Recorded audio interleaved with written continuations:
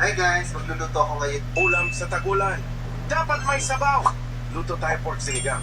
Iisang sibuyas kamatis. Ilagay ang Aray mo!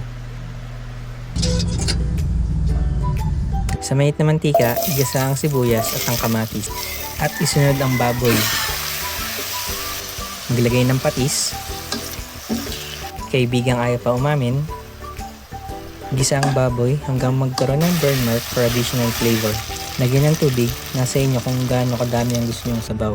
Pakuluan, kapag malambot na ang tubig, ilagay na ang napiling pampaasim. Dito, dalawang sinigang mix ang ginamit ko, isang 44 grams at isang 22 grams.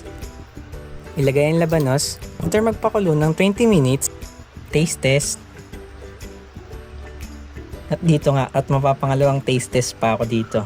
Ilagay ang sitaw. After pakulaan, ilagay na natin ang natitira nating kamatis. At isunod ang tangkay ng kangkong. After 3 minutes ng pagpapakulo, ilagay na ang kangkong.